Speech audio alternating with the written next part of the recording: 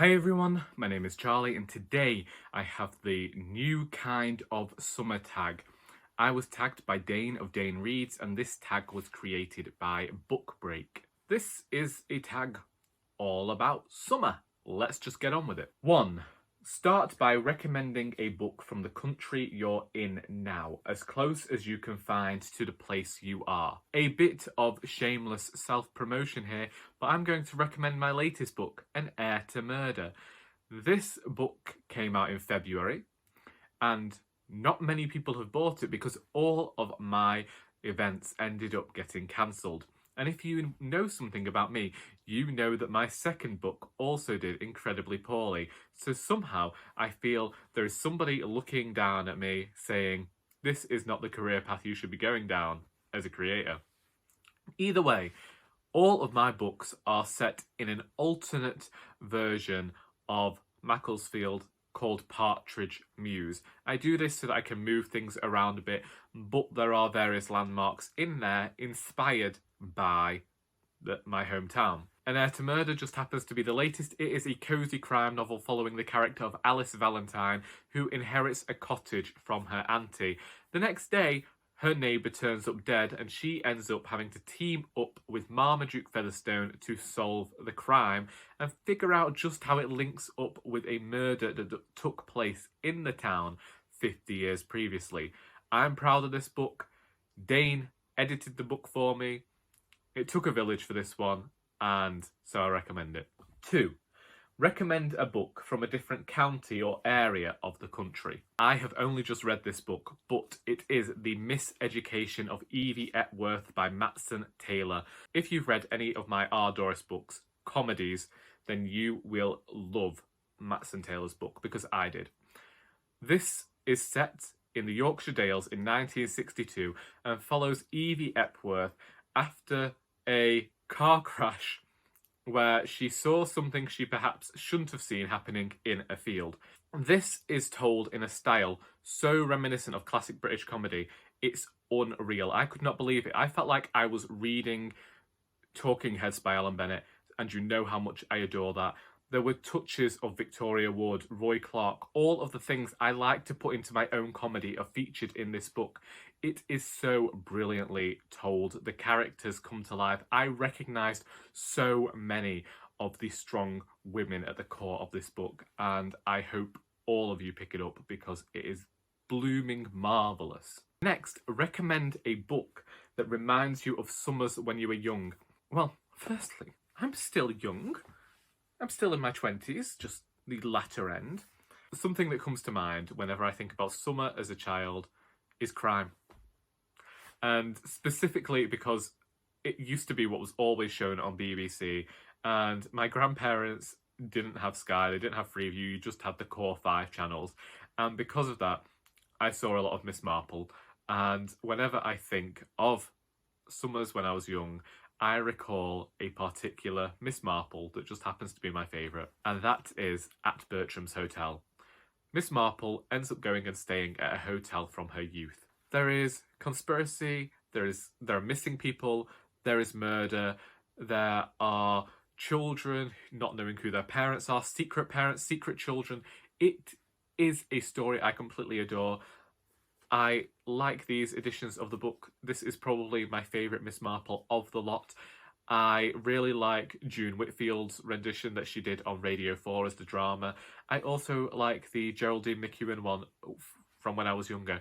It is just a delightful story that really reminds me of summers as a child, which is strange because I'm pretty sure that this is set in like autumn, winter time and there's a lot of fog about. But it was always on the telly in summer. Always.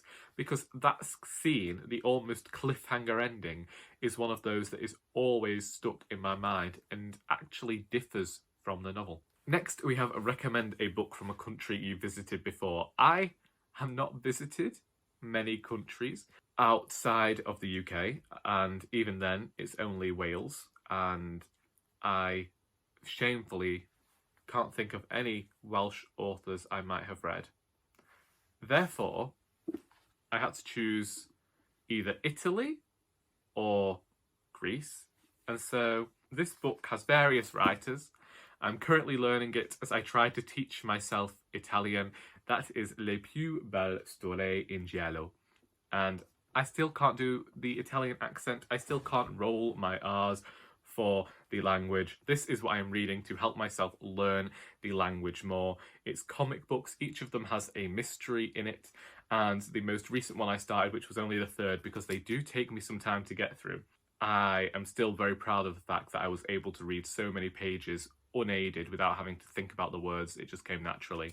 And hopefully I'll continue with my education and be able to read more Italian books in the original language, and then I can come to you with better recommendations in future. Also, if there are any Italian writers that I ought to be picking up, please let me know. Or any works in translation, basically. It's an area of my reading I really need to expand upon, especially as we enter into Women in Translation Month. Next, I have recommend a book from a country you'd like to visit next. In April, I was supposed to be going to Edinburgh with my mother.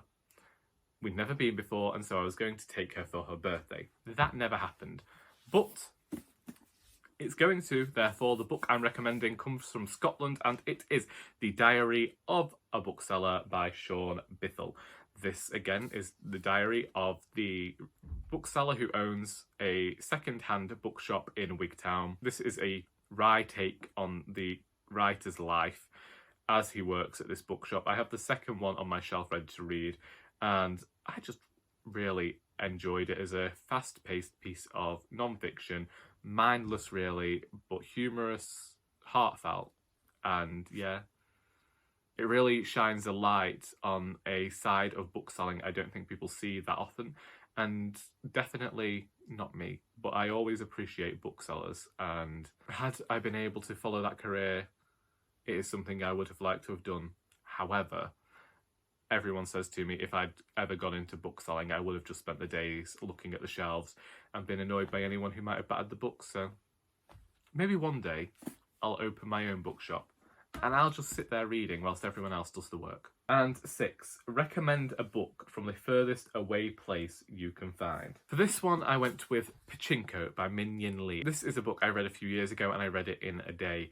This follows the character of Sunya and is a family saga after she becomes pregnant young and ends up marrying quickly. She moves to Japan, and this talks about the way South Korean people were treated in Japan in this era.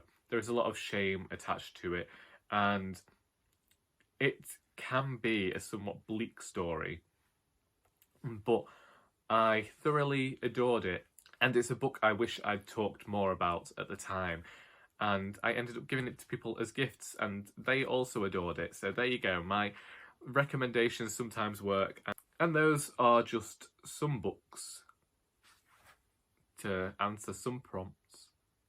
And you might not have heard about them before, you might have heard about them before.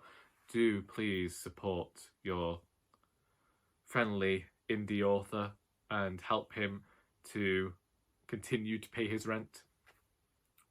Should I tag some people? Let's see. 2 of the people I was just about to tag, Dane already tagged, so they've either done this video and I haven't seen it, or they're going to do this video, so let's not tag them again. Let's tag Olivia's Catastrophe, Somebody Reads,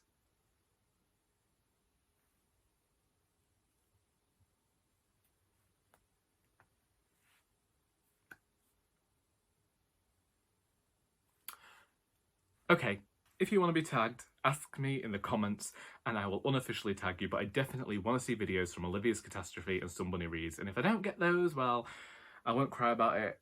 I won't.